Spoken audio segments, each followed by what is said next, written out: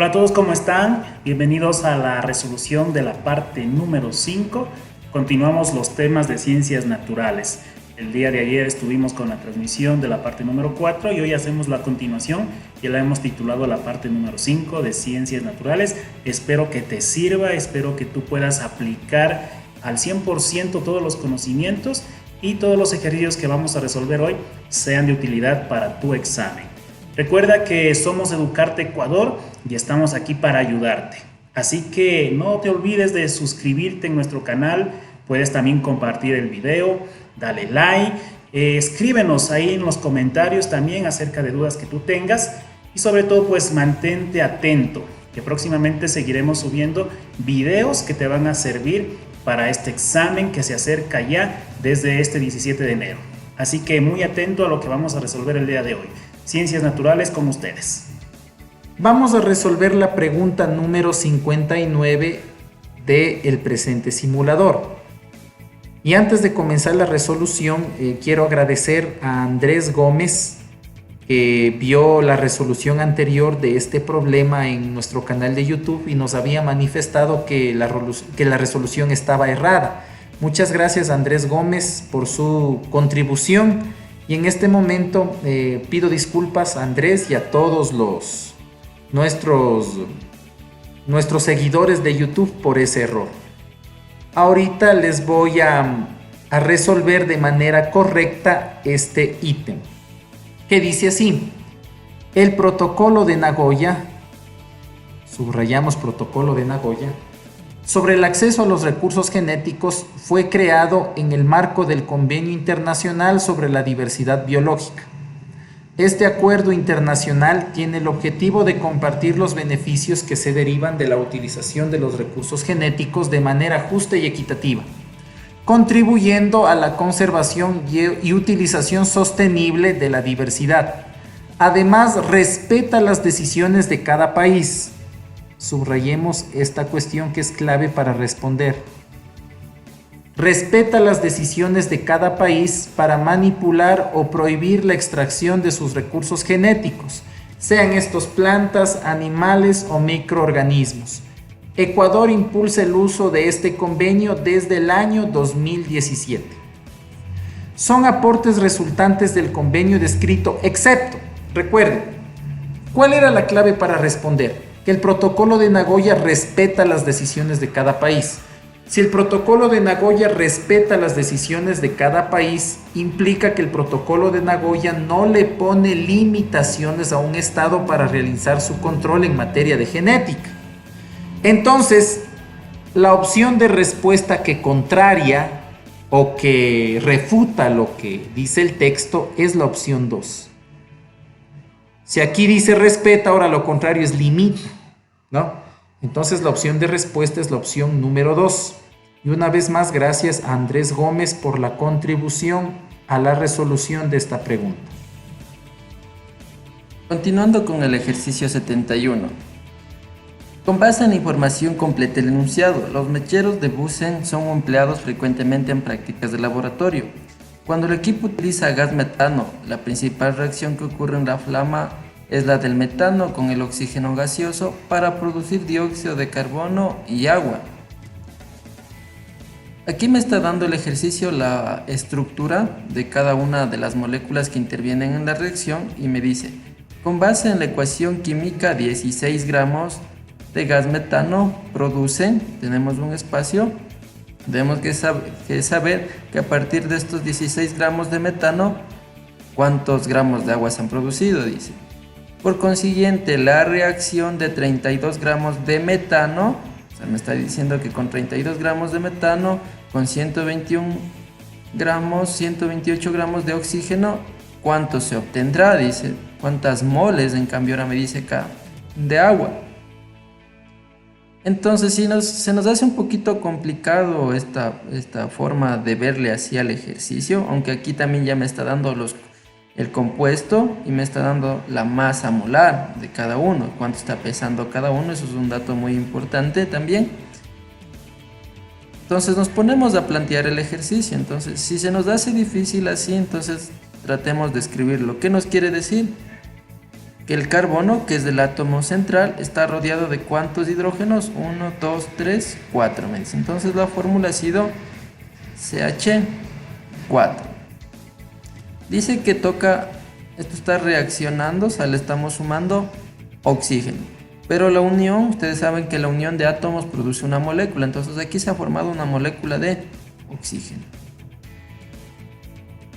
Pero ¿cuántas moléculas de oxígeno hay? Una que está en la parte de arriba y la otra que está en la parte de abajo será 2. Entonces ese 2 se lo coloca acá como subíndice. Dice que esta reacción produce dióxido de carbono, que es lo correcto que me está diciendo ahí en el enunciado, y que es el carbono. Y aquí ya me dice cuántos oxígenos debe tener. Más, y aquí vemos que se ha producido agua también me dice. Entonces esta es la molécula de agua. Pero sabemos que esta reacción está produciendo ¿cuántas moléculas de agua? 1 y 2.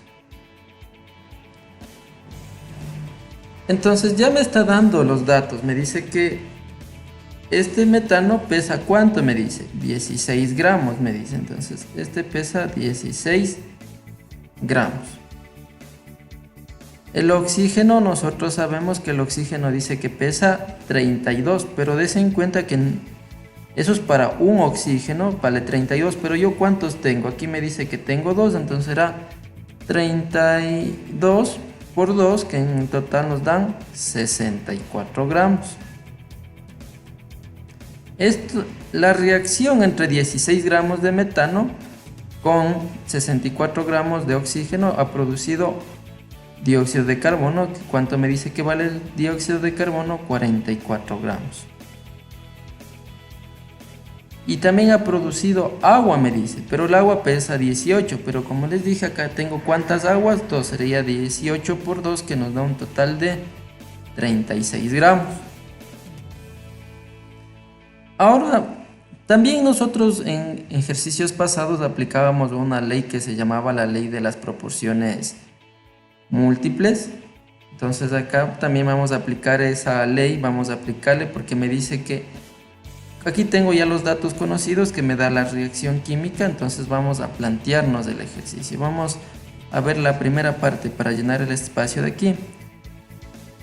Entonces, como habíamos visto la ley, para recordar un poquito, la ley de proporciones me habla de generar una igualdad, y a partir de esa igualdad nosotros poder generar unas razones y unas proporciones. Entonces, la pregunta es que a partir de los 16 gramos de metano, aquí me dice de gas metano, que a partir de los 16 gramos, aunque no necesitamos resolver con tanta planteamiento, entonces nosotros nos damos cuenta que aquí en la reacción mismo me está diciendo cuánto se está formando a partir de los 16. Por ejemplo, aquí ya me está dando, dice que a partir de los 16 se están produciendo ¿cuántos? Dice, ¿cuánto de agua? Porque aquí me habla de agua. A partir de 16 se ha formado 36 de agua, entonces aquí va 36. Entonces ya puedo descartar la 1 y la 2.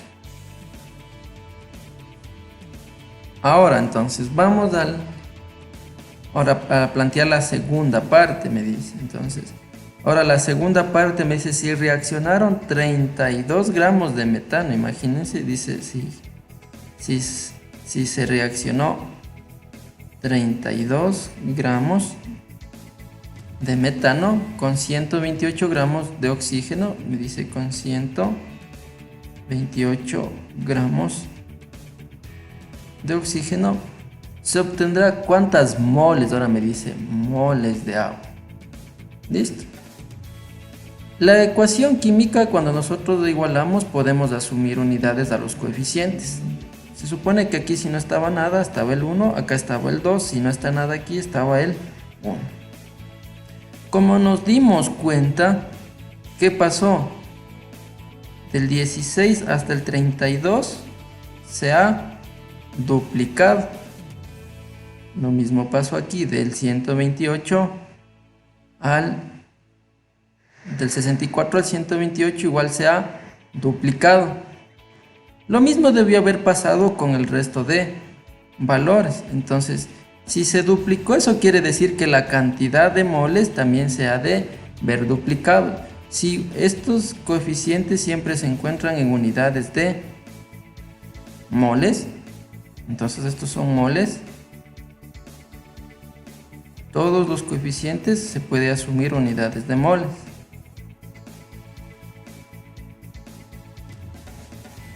¿Qué podemos decir con eso? Como se duplicó, entonces la cantidad de moles también se ha de ver duplicado. Entonces, si con una mol de metano se pudieron producir 2 moles de agua, entonces yo puedo decir que con 2, porque se duplicó, como vemos se duplicó, entonces con una mol de metano se pudieron producir 2 moles de agua. Ahora entonces, si como vemos en el caso de aquí que se ha duplicado, entonces con 2 moles de metano, es simplemente también que esto también se tiene que duplicar, entonces serán 4 moles de agua. Siendo la opción correcta la opción 4.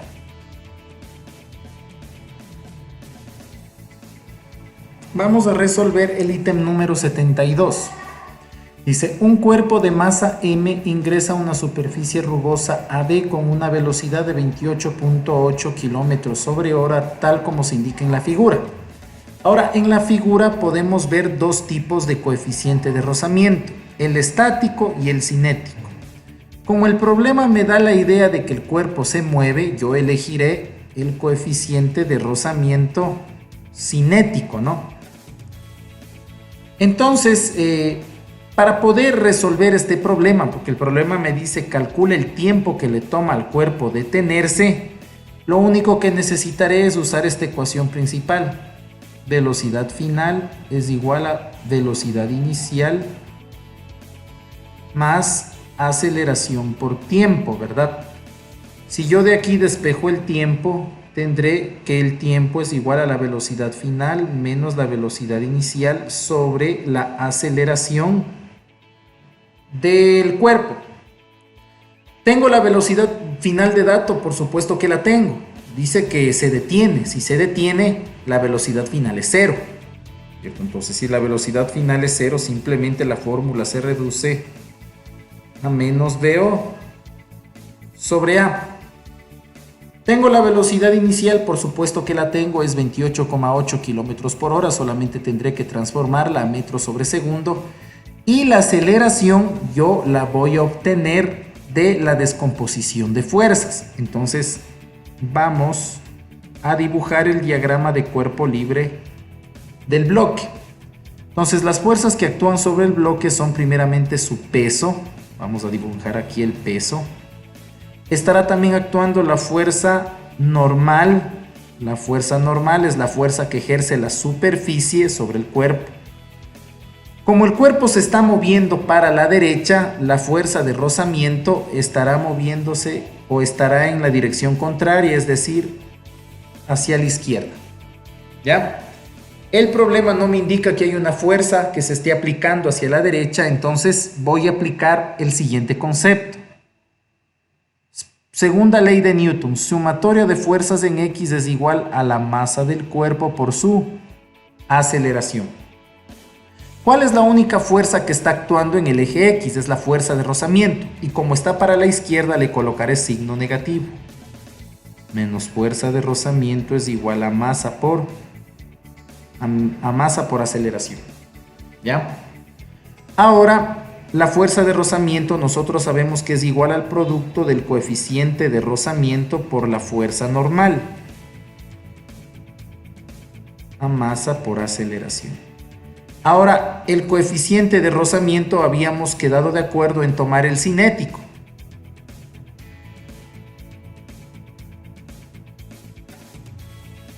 Ya. Esta va a ser nuestra ecuación número 1. Para poder despejar la aceleración que nos hace falta, necesito conocer la masa del cuerpo y la normal. Ahora hagamos la sumatoria de fuerzas en Y. Sumatoria de fuerzas en Y igual a 0. ¿Por qué igual a 0? Porque el cuerpo no experimenta un movimiento en el eje Y.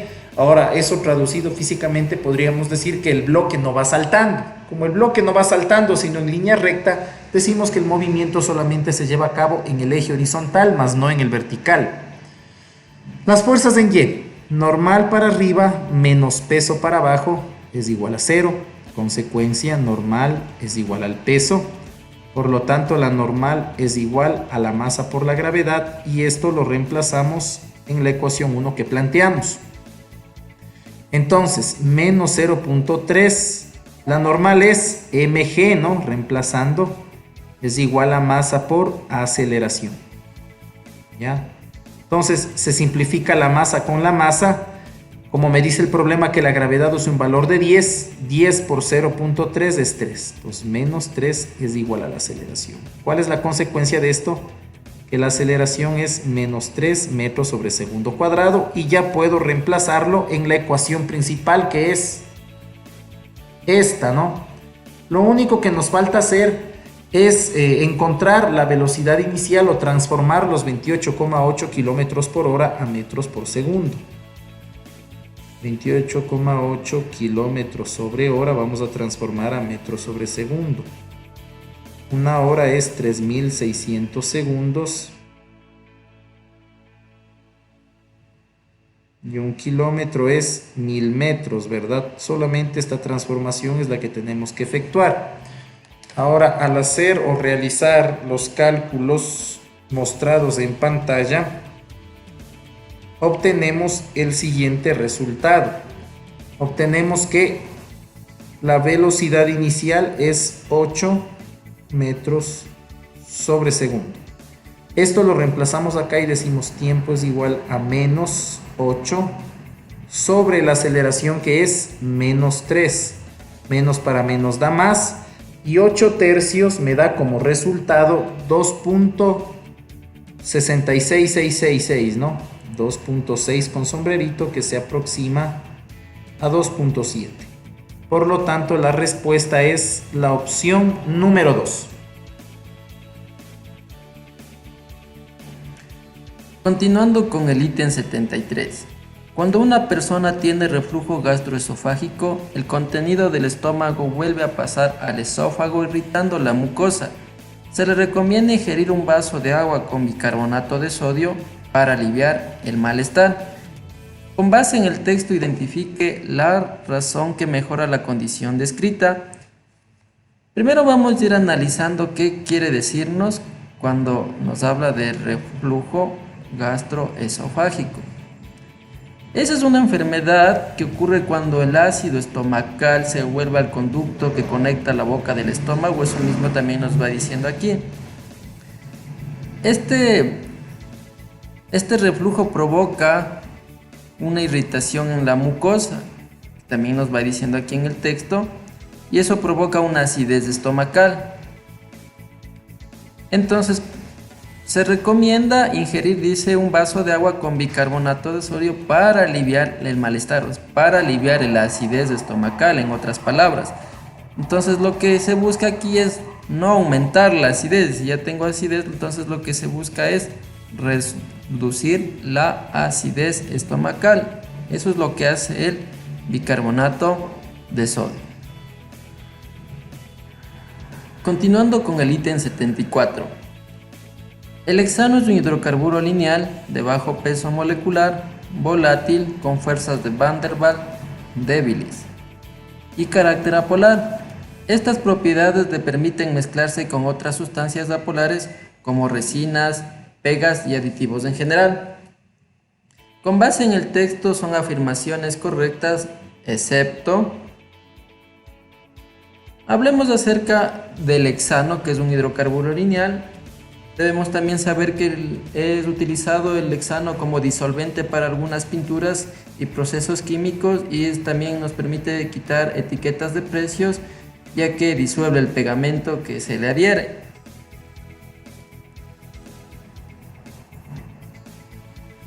Vamos a identificar cuál es el excepto. Dice, este es un hidrocarburo que se usa como solvente en pinturas solubles en agua. No me habla el texto. De aquí de una vez podemos identificar cuál va a ser el excepto, porque dice pinturas solubles en agua. No me dice aquí el ejercicio, no me está diciendo en el enunciado que se use como solvente para pinturas solubles en agua. Me dice que es para resinas. Las resinas también son unas pinturas, pero solamente son pinturas que se pueden disolver en hexano. Entonces aquí, siendo el excepto, vendría a ser de una vez la opción número 1. Continuando con el ejercicio 75. Se ha preparado una solución de glucosa mezclada uniformemente con 100 mililitros de agua a concentración 1 molar. Posteriormente, esta solución se separa en 2 porciones iguales y una de las 2 porciones se le agrega agua hasta completar los 200 mililitros, tal como se muestra en el gráfico. Con base en la información, identifique la afirmación que sea correcta. El gráfico ya me está dando también el ejercicio y me está dando cómo se está dando la partición. Cómo se está dando la distribución. Dice que el vaso inicial contenía 100 mililitros de solución inicial, 1 molar. Acá repartido 50 mililitros, acá repartido también 50 mililitros. Solo me dice que de los 50 mililitros que era la solución inicial, yo le he agregado 150 mililitros de agua hasta completar los 200 mililitros. Este ejercicio se puede resolver de 2 maneras. La una manera es poniéndonos a aplicar una regla en disoluciones que me habla que la concentración 1, la fórmula sería aplicando la concentración 1 por el volumen 1 es igual a la concentración 2 por el volumen 2. Así podríamos nosotros determinar la concentración que va a tener el vaso B en función a la concentración inicial que se tuvo, porque este me habla de las condiciones iniciales y este me habla de las condiciones finales, y como vemos el vaso B cambió su volumen 2, por lo tanto va a cambiar un chance también su concentración. Pero sería irnos por un paso muy largo, sería irnos de una forma más extensa, para lo cual yo siempre he aplicado un poco más de razonamiento aquí para poder resolver este tipo de ejercicios. Nosotros vemos que se partió igual del vaso inicial, 50 se fue acá y 50 se fue acá. Nosotros sabemos que la concentración es igual al número de moles que pueda tener el soluto sobre el volumen de la solución.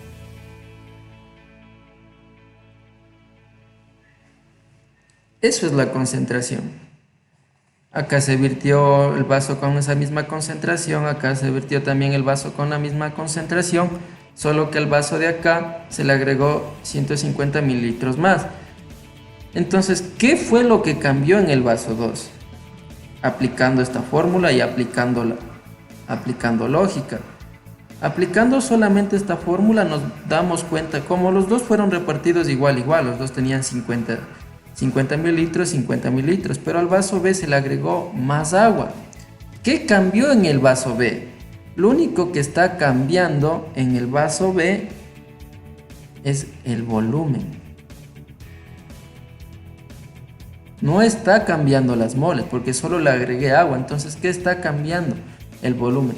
Por eso es que se puede saber de una vez cuál es la respuesta.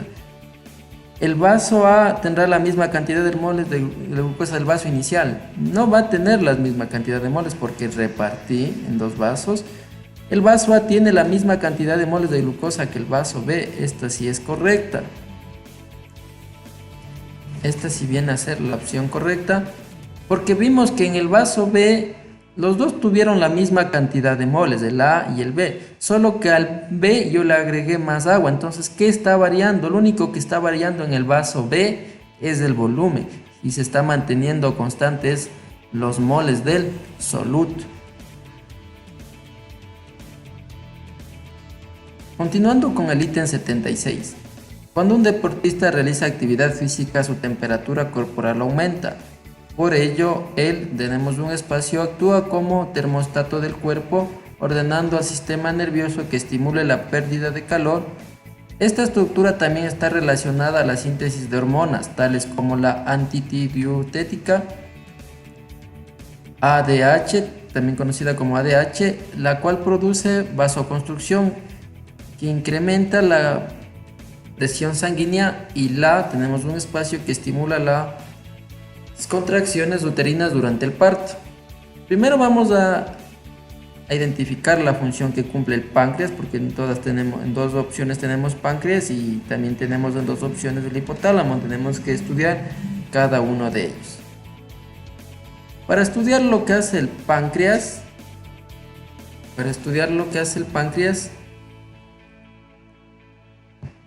sabemos que el páncreas segrega enzimas. Va a segregar enzimas. Esa es la función que hace el páncreas. Va a segregar enzimas.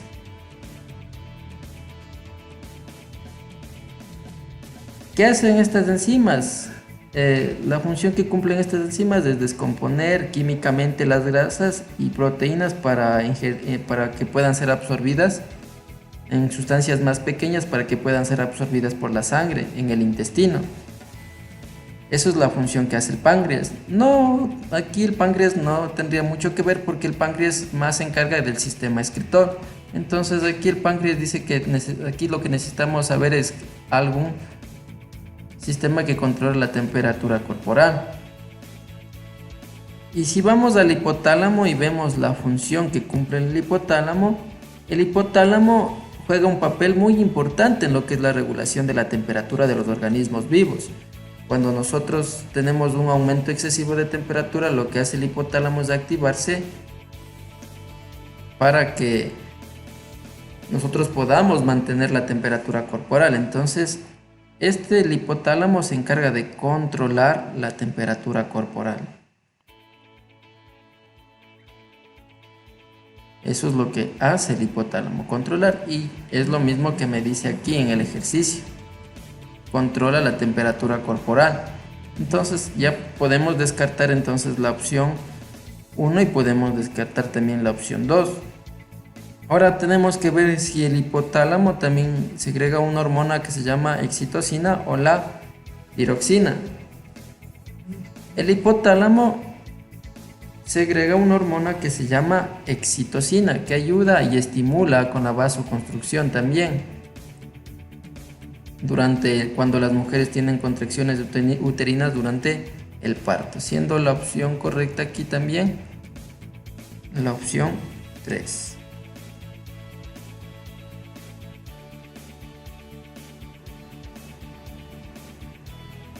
Vamos a resolver el ítem número 77, que me dice lo siguiente.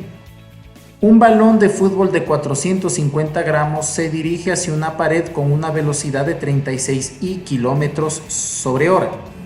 Considerando que el balón se desplaza sobre una superficie horizontal lisa, donde el efecto de la fuerza de rozamiento es despreciable, y que la trayectoria del balón es perpendicular a la pared, determina la velocidad en metros por segundo con la que se desplazará el balón después del impacto. Este es un problema de choques. Y recordemos que la principal característica de los choques es que cuando se llevan a cabo, se conserva la cantidad de movimiento lineal. Se conserva la cantidad de movimiento lineal. A la cantidad de movimiento lineal se le denota con una letra P con una flechita, es decir que la cantidad de movimiento lineal es una cantidad vectorial. Ahora, ¿qué significa que se conserva? Significa lo siguiente, que la cantidad de movimiento después del choque es igual a la cantidad de movimiento del sistema antes del choque. Este problemita es un caso particular. ¿Por qué? Porque primero el sistema está constituido de un cuerpo que no se mueve. Un cuerpo que no se mueve, ni antes ni después del choque se mueve. Este cuerpo es la pared, nunca se va a mover. Ojo, cuando hay un cuerpo en una situación de cantidad movimiento lineal o de choque, ¿no? Cuando hay un cuerpo que no se mueve, simplemente el cuerpo que se mueve o la velocidad final del cuerpo es igual a menos la velocidad inicial del cuerpo. Recuerden, cuando se cumple esto en un choque, cuando existe un cuerpo que no se va a mover ni antes ni después del choque, en este caso la pared. Entonces, la velocidad final es igual a menos velocidad inicial. ¿Cuál era la velocidad de la pelota? 36 kilómetros por hora. Si nosotros transformamos 36 kilómetros por hora, vamos a obtener de resultado 10 metros sobre segundo. Pero, como habíamos dicho que es menos, ahora será menos. ¿Esto qué quiere decir? Que si la pelota llega con 10 ahora rebotará con menos 10 Por lo tanto, la respuesta es la opción 2. Recordemos, muchachos, ¿cuándo se cumple esto que estoy rotulando? Esto se cumple cuando en el choque existe un cuerpo que no se mueve, ni antes ni después del choque. Aplicando ese concepto, la respuesta es la opción 2. Recuerden, ¿no es cierto?, que 36 kilómetros por hora al transformar equivale a 10 metros sobre segundo.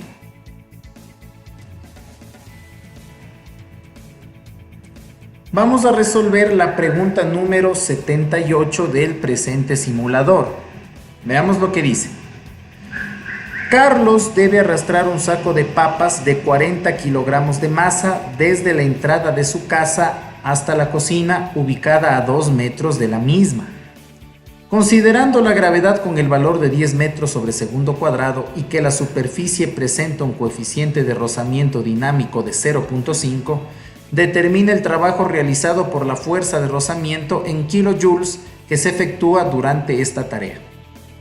Recordemos, estimados alumnos, que el trabajo que realiza cualquier fuerza es igual al producto punto o producto escalar entre la fuerza con su desplazamiento. Recordemos también que si la fuerza y el desplazamiento tenían la misma dimensión, ¿a qué me refiero con la misma dimensión? A que ambas se muevan o en el eje X o ambas se muevan en el eje Y. Si este es el caso, ¿no? Este es el caso que les menciono, y como es el caso que les menciono, el trabajo simplemente vendría dado por el producto de la fuerza por la distancia, nada más, ¿no? En este caso. ¿Cuál es la fuerza en cuestión que está actuando? Es la fuerza de rozamiento. Recuerden ustedes que la fuerza de rozamiento es igual al coeficiente de rozamiento multiplicado por la fuerza normal. Por lo tanto, entonces, para hallar el trabajo que realiza la fuerza de rozamiento, recordemos que el trabajo que realiza la fuerza de rozamiento siempre es negativo porque se disipa calor, será igual a μ por la normal multiplicado por el desplazamiento, ¿no? Entonces recuerden que μ por la normal es la fuerza de rozamiento y delta R es la distancia. Tengo el coeficiente de rozamiento, por supuesto, vale 0,5. Tengo la normal, tengo que obtenerla. Tengo el desplazamiento, sí lo tengo, dice que es 2 metros. Entonces, para obtener la normal, simplemente lo único que voy a hacer es un diagrama de cuerpo libre sobre el bloque o la masa de la que estamos hablando. Las fuerzas que actuarán en el eje Y solamente serán el peso y la normal. Si yo realizo la sumatoria de fuerzas en Y, me saldrá que es 0, y como consecuencia de esto yo tendré que la normal es igual al peso. Es decir, que la normal es igual a la masa por la gravedad. ¿Sí? ¿cierto? Me dice el problema que el bloque tiene 40 kilogramos de masa y que la gravedad la trabaje con 10. La normal será igual a 400 newtons, ¿no? Eso reemplazo en la ecuación del trabajo, será menos mu, que es 0,5. La normal es 400 y el desplazamiento es 2 metros. El trabajo que se realiza para mover el peso en cuestión, al efectuar las operaciones, me daría lo siguiente: menos 400 joules. Pero el problema, muchachos, me dice que yo debo obtener en kilojoules.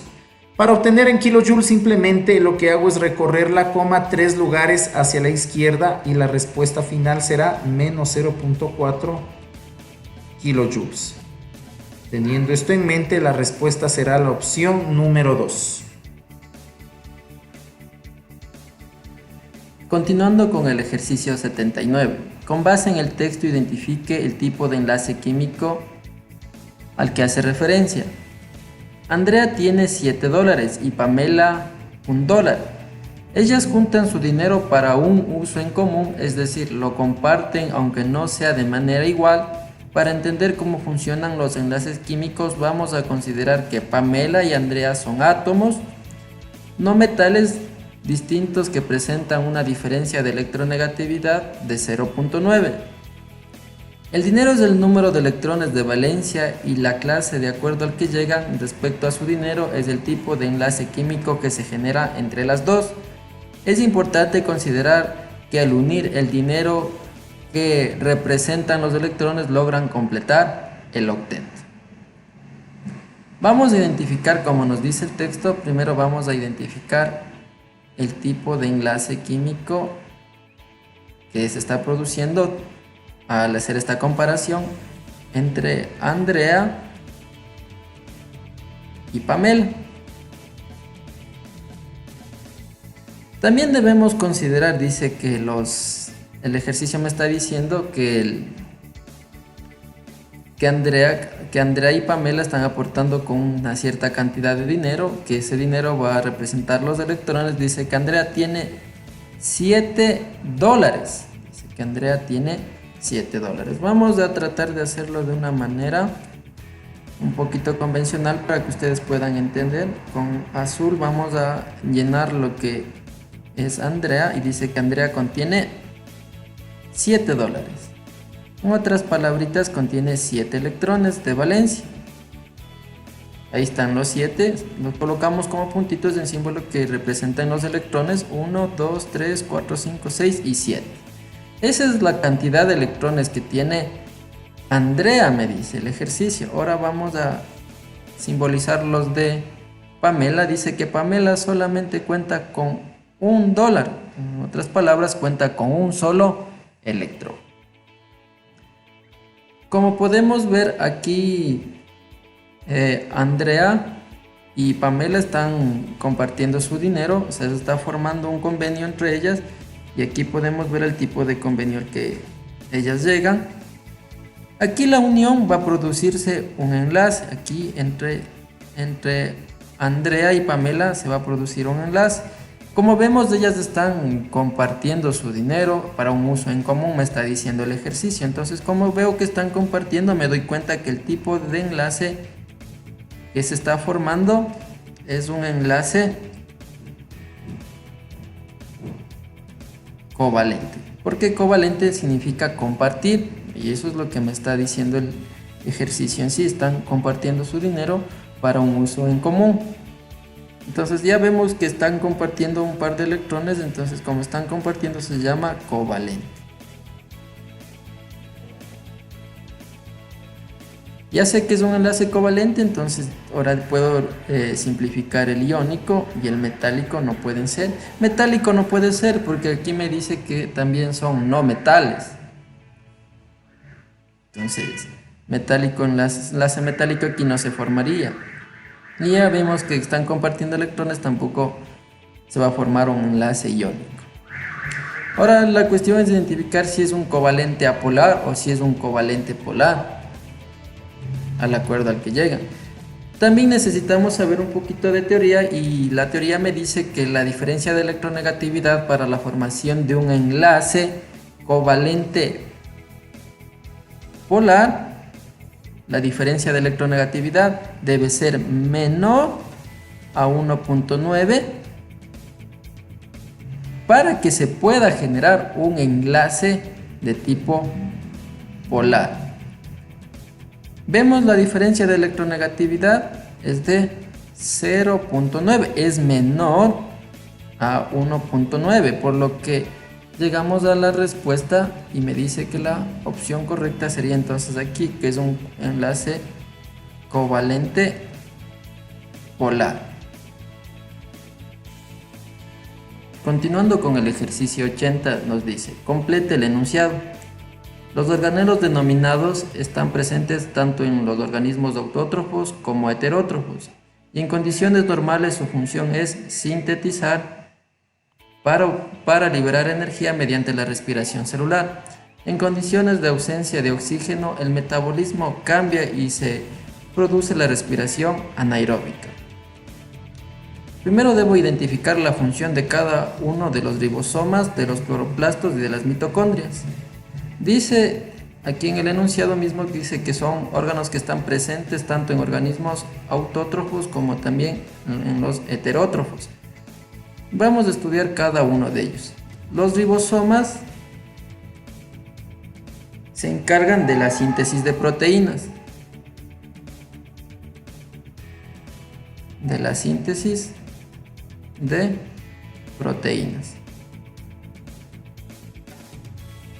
Esa es la función que cumple un ribosoma. Y en base a la función que me va diciendo aquí en el ejercicio mismo, me dice que es para la respiración celular. Entonces, aquí ya podríamos descartar que son los ribosomas, porque los ribosomas se encargan de la síntesis de proteínas. Ahora vamos a estudiar los cloroplastos. Los cloroplastos, en cambio, se encargan de lo que es la fotosíntesis.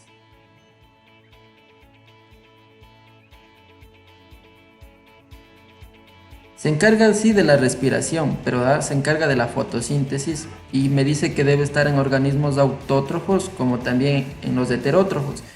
Y si hablamos de los cloroplastos, se encargan sí de la respiración de las células, se encargan de la fotosíntesis, pero estos solo se encargan de organismos autótrofos, porque las plantas son las únicas que realizan la fotosíntesis. Ahora vamos a estudiar las mitocondrias. Las mitocondrias se encargan de la respiración celular,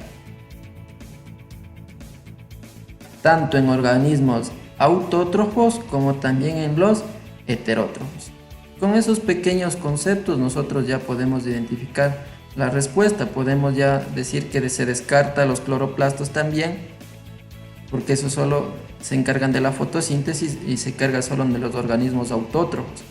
Y en cambio las mitocondrias se encargan de la respiración celular, tanto de organismos autótrofos como también de los heterótrofos. Continuando con el ejercicio 81, nos dice: el océano es un ecosistema importante, ya que alberga una gran biodiversidad de la cual dependen millones de personas. Sin embargo, está amenazada debido a la sobreexplotación de sus recursos, la acidificación por absorción de dióxido de carbono generada por las actividades humanas y la contaminación causada por la extracción minera y por los desechos terrestres, como el plástico. Con base en el texto, son estrategias que permiten disminuir los efectos descritos, excepto. La clave de realizar este ejercicio se encuentra en entender el problema que está describiéndonos aquí en el enunciado. Primero vamos a subrayar unas palabritas aquí. Me dice que son actividades humanas causadas por la contaminación. Debo ver que aquí me dice extracción minera y también me habla de los desechos terrestres. Me habla de la acidificación, la sobreexplotación de los recursos. En base a estas palabritas debemos encontrar cuál va a ser el excepto, porque vamos a ver que una de las opciones no va a corresponder. Dice: Establecer prohibiciones para la extracción minera, dice. Aquí vamos a subrayar extracción minera. ¿Me habla de la minería también en el texto? Sí, entonces esta sí corresponde.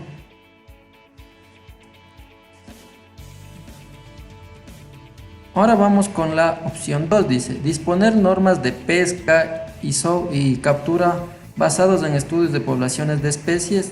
Aquí me habla de la pesca, entonces si ustedes se dan cuenta aquí me habla también de la sobreexplotación y también me dice que debo conservar la biodiversidad también en el enunciado, entonces también sería correcta la opción 2. Después me dice la 3, reemplazar el uso de combustibles fósiles por energías renovables como la solar y la eólica. También me habla también de generar menos dióxido de carbono, dice, causadas por la extracción minera, y me habla aquí también del dióxido de carbono que generan las grandes industrias. Entonces, también sí es correcto. Luego me dice implementar campañas de educación ambiental enfocadas en la clasificación de desechos. No me habla, aquí en el texto no me habla de desechos, de clasificación. Entonces, aquí la opción correcta vendría a ser la opción 4. Esa es la que no corresponde al texto que nos va describiendo aquí en el enunciado. Continuando con el ítem 82, nos dice: el óxido de calcio, conocido comúnmente como cal viva, es un producto utilizado en construcción, albañilería y como catalizador para la cocción de algunos alimentos. Se forma por reacción de calcio con oxígeno, como se muestra en la ecuación química. La ecuación química descrita ya me está indicando la cantidad de cada uno que se requiere para la formación de la cal viva. Me dice que necesito 80 gramos de calcio. También me está diciendo que necesito 32 gramos de oxígeno para formar la cal viva. Si se considera que existe suficiente cantidad de ambos reactivos, ¿qué cantidad se necesita para formar 56 gramos de producto? La clave aquí es centrarnos en los 56 gramos de producto, ¿sí? La clave aquí es enfocarnos en el dato conocido también. ¿Cuál es lo que se produjo? Este es lo que se produjo, ¿sí? Este es el producto de la reacción. Como este es el producto de la reacción, entonces todo va enfocado en este. Dice, si se considera que existe suficiente cantidad de ambos reactivos, ¿qué cantidad se necesita para formar 56 gramos de producto? Entonces vamos a formar una proporción, ¿sí? Vamos a aplicar esa ley que habíamos aplicado en ejercicios anteriores. Vamos a formar una proporción. ¿Qué es una proporción? Generar una igualdad. ¿Y cómo puedo generar esa igualdad de una manera más fácil? Cuando tengo un dato conocido y también ya tengo más datos conocidos, que me da la ecuación. La primera razón la voy a formar con el dato conocido, porque me dice a partir de 56 gramos de producto, y eso lo coloco en la parte de abajo.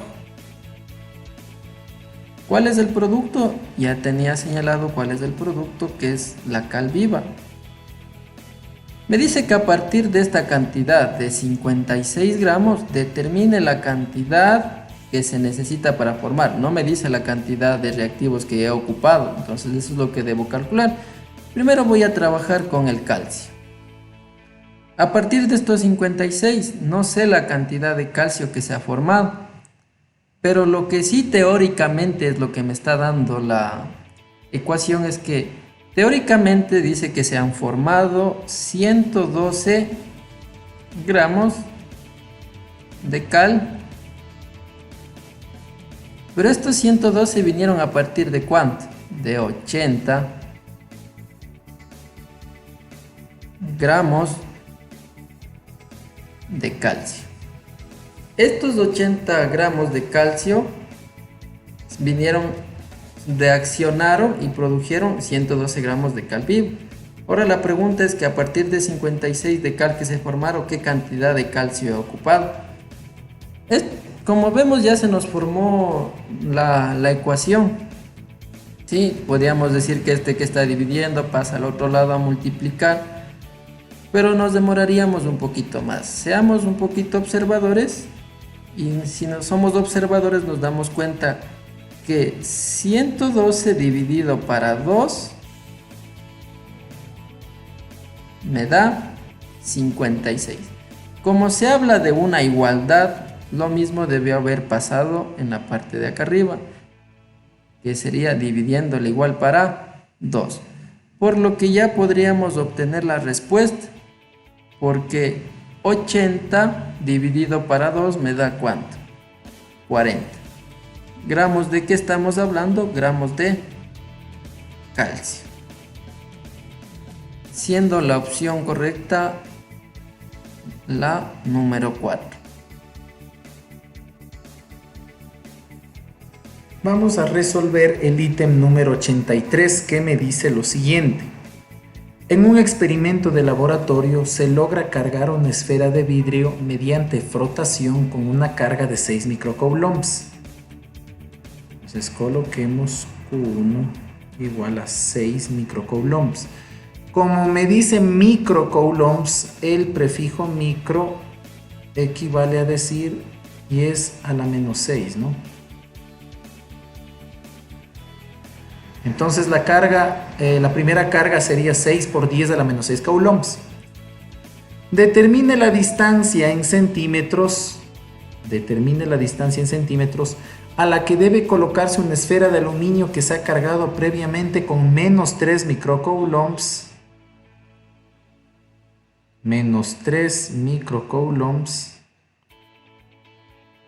Para que sea atraída por la esfera de vidrio con una fuerza de 20 newtons. Considere la constante de Coulomb como 9 por 10 a la 9 newtons por metros cuadrados sobre coulombs cuadrados. Entonces, la fuerza de atracción o de repulsión viene dada por la siguiente expresión según la ley de Coulomb. Entonces,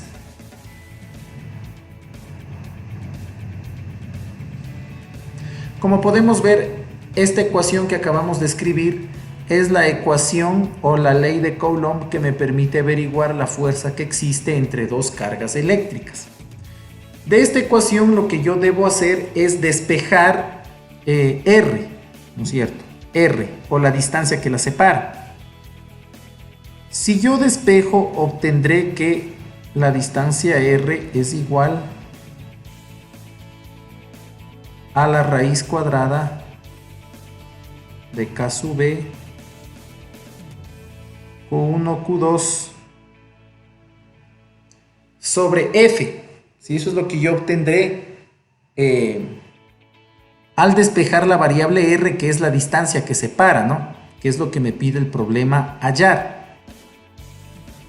Ahora en esa ecuación que acabamos de despejar vamos a reemplazar los datos que se obtienen. La constante de Coulomb era, según lo que me daba de dato el problema, 9 por 10 a la 9. La carga Q1 era 6 por 10 a la menos 6 y la carga Q2 era 3 por 10 a la menos 6. Y todo eso dividido para la fuerza, ¿sí? ¿Cuánto vale la fuerza? La fuerza, según me dice el problema, vale 20 newtons.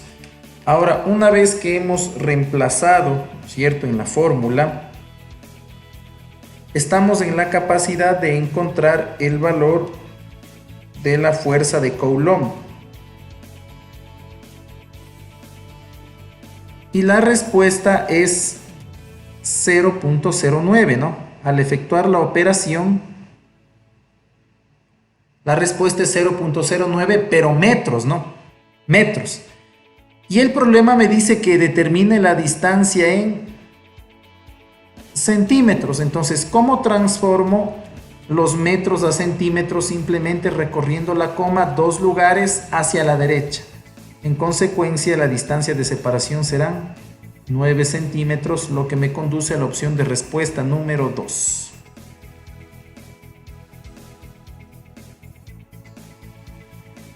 Continuando con el ítem 84, relacione la teoría evolutiva con su ejemplo de evidencia. Me da la teoría de Darwin, me da la teoría neodarwinista. Antes de pensar con el estudio y con los ejemplos, hagamos un pequeño resumen de la teoría de Darwin y un pequeño resumen de la teoría darwinista. La teoría de Darwin nos hablaba de la selección natural. Ahí vamos poniendo, aquí vamos a poner el número 1 y vamos a ir estudiando cada uno de ellos. El 1. Ya saben que el 1 corresponde a Darwin. El ítem número 1 me habla de la selección natural.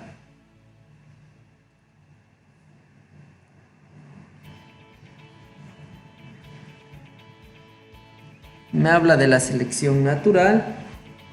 También, pero ¿en qué consiste la selección natural? La selección natural consiste en que la especie debe adaptarse a su entorno. De eso me habla la selección natural, de una adaptación.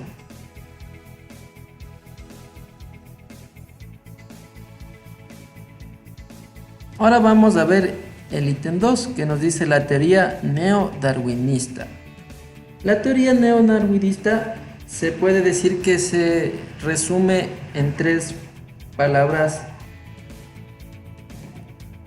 Se nos dice la teoría neodarwinista o también conocida como la teoría sintética.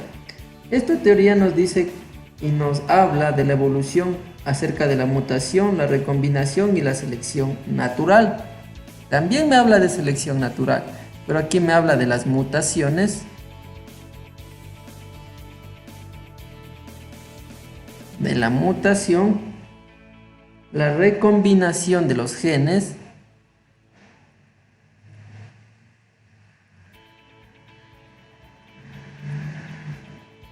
ahora, en base a estos conceptos que hemos visto, un pequeño resumen de lo que es la teoría de Darwin y la teoría neodarwinista, vamos a seleccionar la opción correcta. Vamos a ver. Teoría darwinista, dice.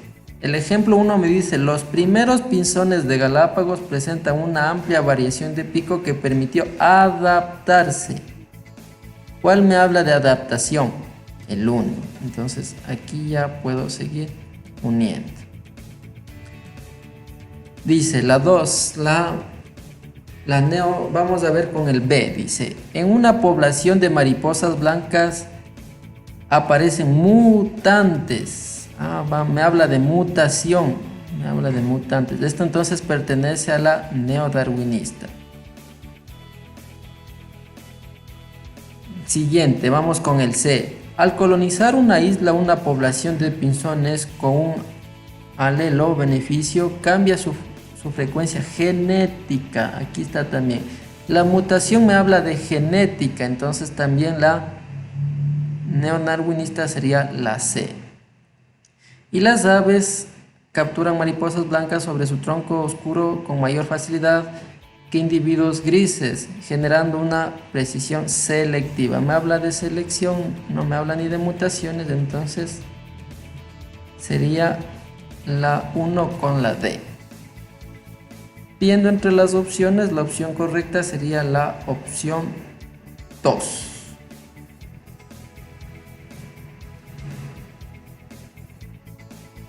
Continuando con el ítem 85. La hemofilia es una enfermedad recesiva ligada al cromosoma X, donde la coagulación de la sangre está alterada por la falta o deficiencia de factores de coagulación. Si en una pareja la madre es portadora y se encuentra embarazada de una niña, mientras que el padre es sano, ¿cuál es el porcentaje de probabilidad de que su hija sea portadora de la enfermedad? Vamos a estudiar este ejemplo de genética y nos habla, vamos a subrayar palabritas claves aquí, me habla que es una enfermedad recesiva ligada al cromosoma X. También otra palabrita clave aquí es que dice que la madre se va a encontrar embarazada de una niña, que es el caso que vamos a estudiar, mientras que el padre sano, me dice, el padre va a ser el sano y la madre va a ser la portadora de este gen que va a contener la enfermedad. ¿Cuál será el porcentaje de probabilidad que su hija sea portadora de esta enfermedad?, me dice. Como sabemos, y si realizamos un estudio más profundo, las enfermedades recesivas ligadas al cromosoma X con frecuencia se presentan en los hombres. Esto solo es porque los hombres tienen un cromosoma X, por lo que solo es un gen recesivo del cromosoma X causará la enfermedad. Pero aquí el caso me habla que cuando se encuentra embarazada de una niña y sea también recesiva, nosotros sabemos que está recesiva al cromosoma X. Estudios me hablan que en cada embarazo, si la madre es portadora de cierta enfermedad, como vemos en este caso, y el padre no es un portador de la enfermedad, el resultado que nos va a dar es que la niña que va a nacer, los estudios nos han demostrado que se va a dar un 50% a que a que la niña tenga la hemofilia, va a haber un 50%. Dicen que porque como contiene la mitad del material genético contiene la madre y la otra mitad también contiene el padre, es por eso que se dice que tiene un 50% de probabilidades de que la niña que nazca tenga hemofilia.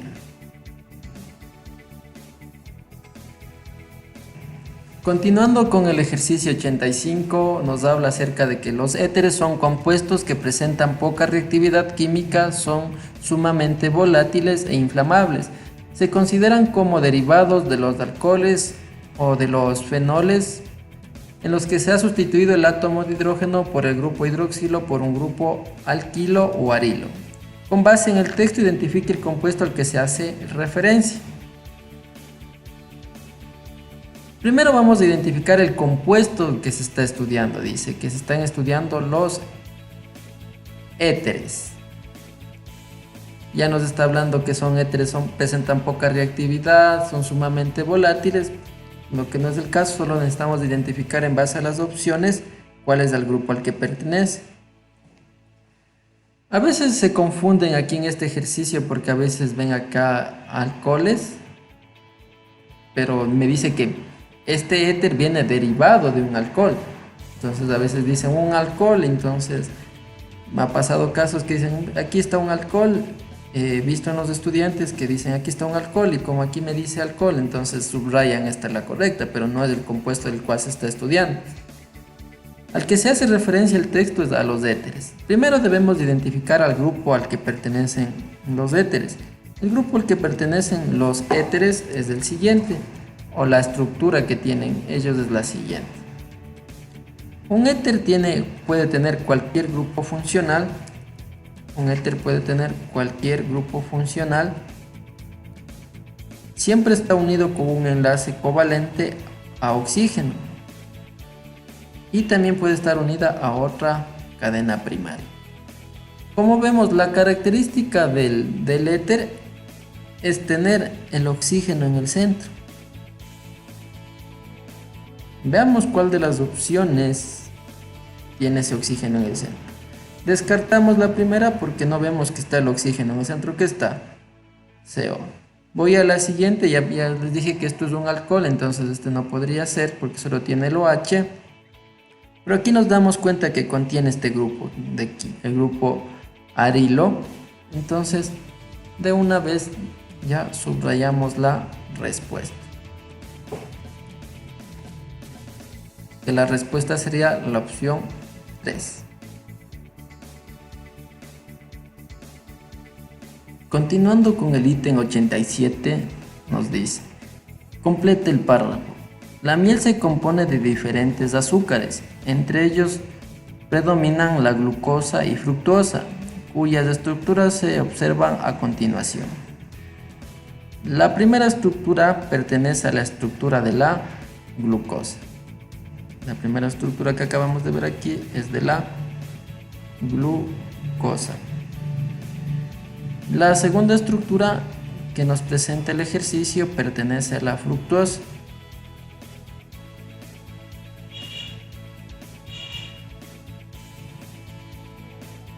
La glucosa presenta en su estructura un grupo, no sabemos qué grupo presenta, donde el carbonilo, dice aquí carbonilo, tiene una ubicación terminal.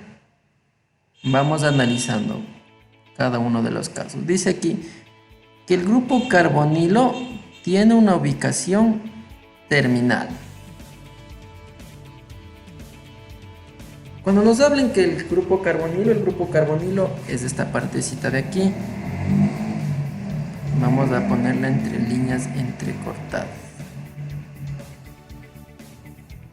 Este grupo de aquí es el grupo carbonilo. ¿Ya? Dice, la glucosa presenta un grupo carbonilo. Este es el grupo carbonilo. Comúnmente, la ubicación terminal del grupo carbonilo presenta la siguiente estructura. La siguiente estructura que les voy a dibujar pertenece a un grupo carbonilo terminal, donde me habla de cualquier cadena de hidrocarburos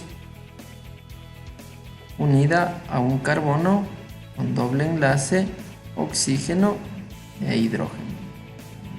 Cuando tiene un grupo carbonilo terminal, como vemos aquí es un grupo terminal el que nos habla de la glucosa, eso se lo conoce como un aldehído.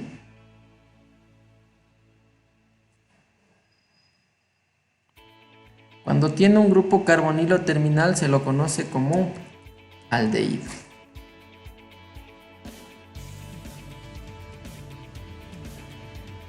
Entonces ya sabemos que va aldehído, entonces no va primero cetona, entonces ya descarto estas opciones de acá.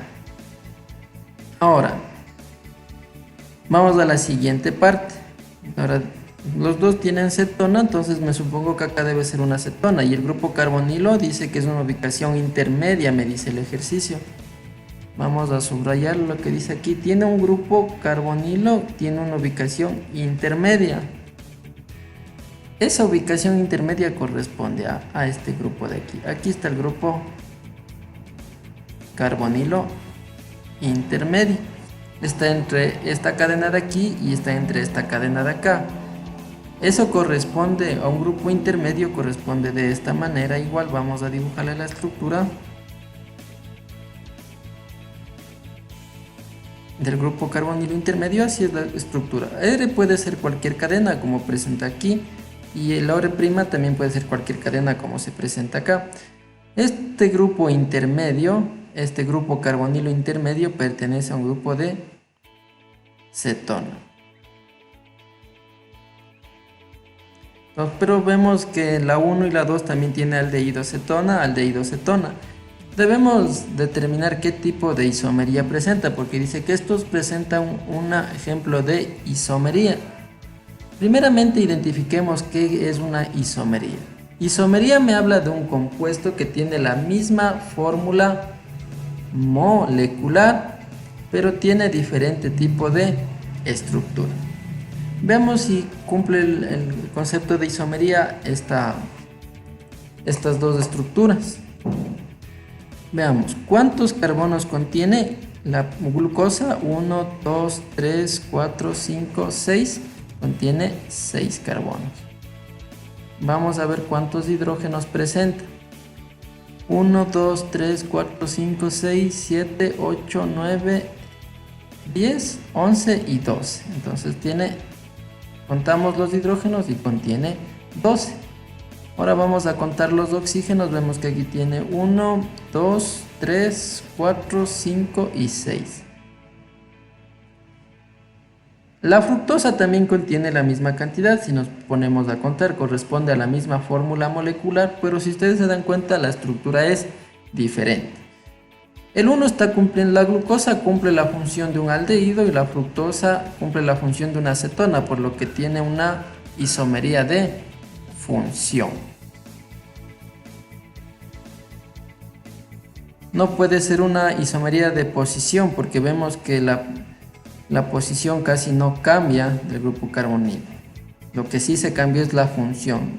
La glucosa tiene una función de aldehído y la fructosa tiene una función de cetona. Continuando con el ejercicio 88, nos habla acerca de completar un párrafo, nos habla de la configuración electrónica. Vamos a leer el enunciado. Complete el párrafo.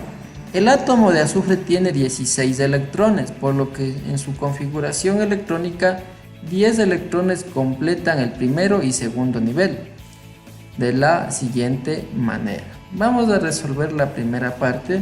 Me dice que el átomo de azufre contiene 16 electrones y que esos 16 por la configuración electrónica que tiene, dice que los 10 electrones completan el primero y segundo nivel. Dice.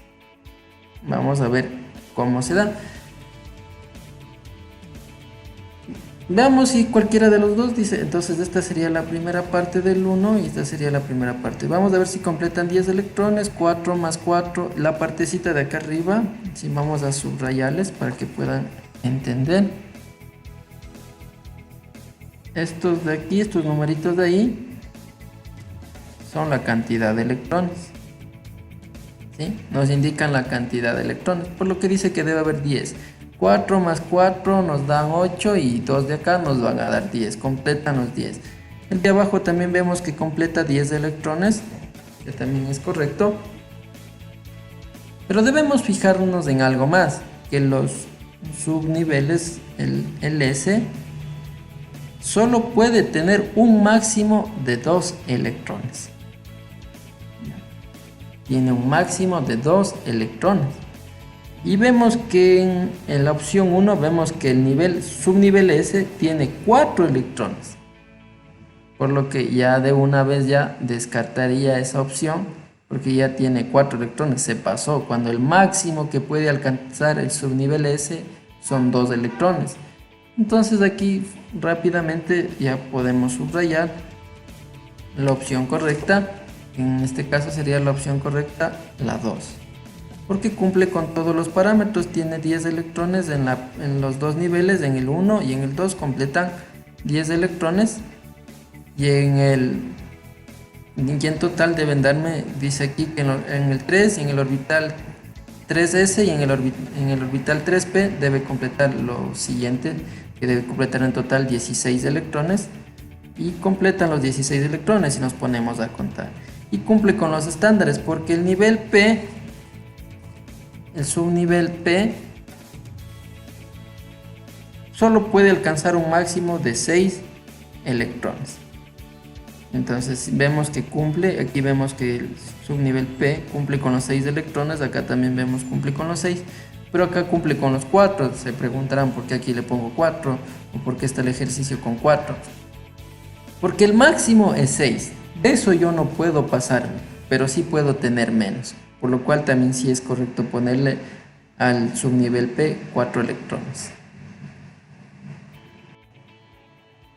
A continuación vamos a resolver el ítem número 89, que me dice lo siguiente. Durante un experimento en el laboratorio de física se han conectado varias fuentes a una resistencia como se muestra en la figura, ¿verdad? Si se hace circular una corriente de 2 amperios por la resistencia eléctrica, ¿cuál es el potencial eléctrico que se tendrá en los puntos A y B? Observemos. Para resolver este problema necesitamos de la ayuda de la ley de voltajes de Kirchhoff. ¿Qué establece la ley de voltajes de Kirchhoff? Me dice que la sumatoria de los voltajes que caen en los elementos de un circuito cerrado es igual a 0. Entonces el circuito de la figura yo podría redibujarlo de la siguiente manera, ¿no? Podría yo redibujarlo así.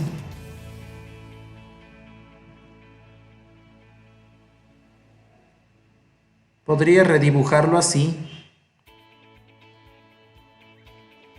Y aquí obtener las terminales A y B, ¿no? Aquí podríamos decir que está el voltaje AB, o el voltaje entre las terminales A y B que me menciona en la figura, ¿verdad? Aquí ubiquemos las polaridades, ¿no? La línea en la fuente de voltaje más corta corresponde o tendrá una polaridad negativa y la línea más larga una polaridad positiva. ¿Ya? Aquí la resistencia es de 5 ohmios. Aquí, ¿no es cierto? De igual manera ponemos la polaridad de la fuente y tendríamos un diagrama redibujado como el que está, ¿no? Asuman siempre, muchachos, que la corriente sale de la fuente de voltaje por el signo positivo. Entonces la corriente tendrá más o menos este sentido. La intensidad de corriente eléctrica estará circulando en sentido horario, pongámosle así. Podemos asumir también lo contrario, ¿no? Debido a la otra fuente de 12 voltios. Asumamos que la corriente está así, ¿no? Pues ahora sí, vamos a aplicar la ley de voltaje de Kirchhoff en este circuito cerrado. Como es voltaje AB, ponemos primero positivo al terminal A y negativo al terminal B. Entonces, si recorremos en sentido horario, tendríamos lo siguiente. Tendríamos menos voltaje AB, ¿cierto? Entramos por el signo menos. Menos voltaje AB, seguimos circulando, sería menos 12. Menos 12, ¿ya?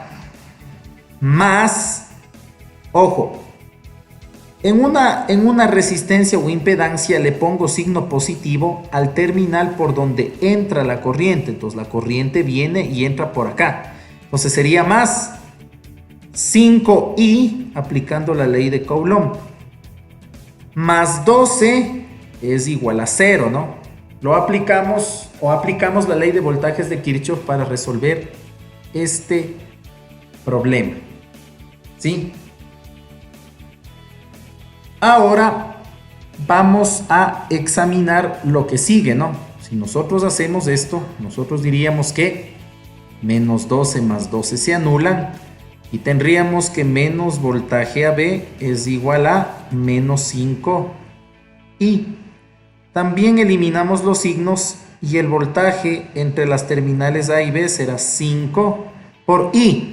Y el problema me da de dato que la corriente que circula es de 2 amperios. Entonces multiplicaríamos por 2. La respuesta sería 10 voltios. Sería el potencial eléctrico entre A y B. La respuesta es la opción 1.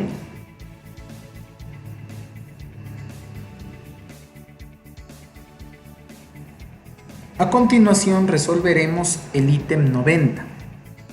Dice, la figura representa el desplazamiento en línea recta que debe realizar una persona diariamente por una avenida para llegar de su casa al trabajo, donde su casa se ubica en el punto 2,6 kilómetros y su trabajo en el punto 6,3 respecto al centro de la ciudad. Si la rapidez promedio con la que realice este desplazamiento es 72 kilómetros por hora, 72 kilómetros por hora, determina el vector velocidad promedio en metros sobre el segundo con el que realice esta actividad. Entonces, esto es conceptual. Recordemos siempre que la rapidez es igual al módulo del vector velocidad. En consecuencia, el dato de 72 kilómetros por hora será el módulo del vector pedido. Lo único que me falta para encontrar el vector es la dirección. Y recuerden esto. En el movimiento rectilíneo, el unitario del desplazamiento es igual al unitario de la velocidad. Entonces, para poder encontrar el vector velocidad que se me pide, yo deberé multiplicar la rapidez por el unitario del desplazamiento para hallar la respuesta. Primero que nada, transformemos la velocidad de kilómetros por hora a metros por segundo. Entonces lo que vamos a hacer es lo siguiente, ¿no? 72 kilómetros sobre hora por. Como quiero simplificar las horas y las horas están como denominador, ahora debo poner como numerador para simplificar. Una hora es 3600 segundos. Y el kilómetro, como está arriba, ahora le pongo abajo para simplificar. Un kilómetro será 1000 metros. Por lo tanto, la rapidez expresada en metros sobre segundo será el resultado de las operaciones que están escritas en pantalla. Haciendo los cálculos, la rapidez es de 20 metros sobre segundo. Ahora, ¿cómo calculo el desplazamiento? Vamos a la gráfica, ¿no? Para calcular el desplazamiento vamos a hacer el siguiente truquito, miren. ¿No es cierto? Es como que yo formar un triángulo para ir de un punto al otro. Observen cuántos cuadros recorrí para ir a la derecha. Entonces, con eso obtenemos el vector desplazamiento. Para ir a la derecha, recorrí 4 cuadritos, por lo tanto será 4i. Ahora, para llegar hacia abajo, recorrí 3 cuadritos hacia abajo. Como recorrí hacia abajo, negativo. Como recorrí 3 cuadritos, 3. Ahí está el vector desplazamiento. Ahora vamos a calcular el unitario del vector desplazamiento. El unitario del vector desplazamiento simplemente se calcula como el vector dividido para su módulo. En este caso, este es un tipo de triángulo especial. Si la longitud de este lado es si la longitud de este lado es 3, la longitud de este lado es 4, la hipotenusa valdrá 5. ¿Sí? Ese será el módulo del vector, por lo tanto el unitario será 4/5 en i menos 3/5 en j.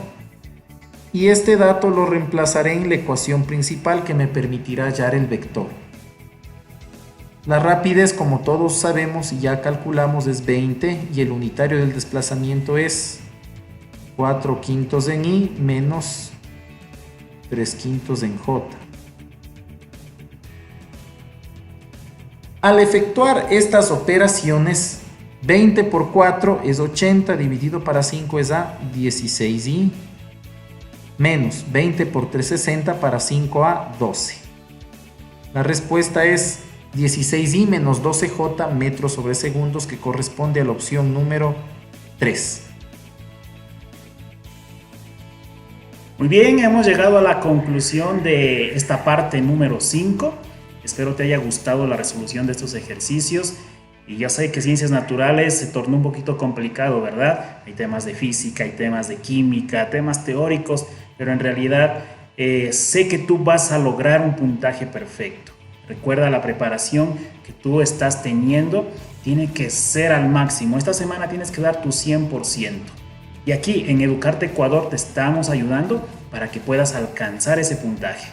El día de mañana estaremos subiendo la parte número 6 con lo que sería la parte de ciencias sociales y llegaríamos ya a la conclusión de esta serie de ejercicios, pero no llegaríamos hasta ahí. Recuerda que luego vamos a continuar con más ejercicios de preguntas filtradas y así vamos a estar revisando durante esta semana ejercicios que te van a servir de mucho para que alcances ese puntaje.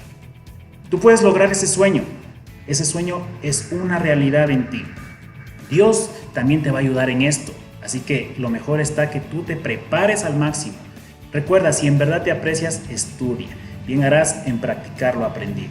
Somos Educarte Ecuador, yo soy el ingeniero Olger Revelo y estamos aquí para ayudarte. Hasta la próxima.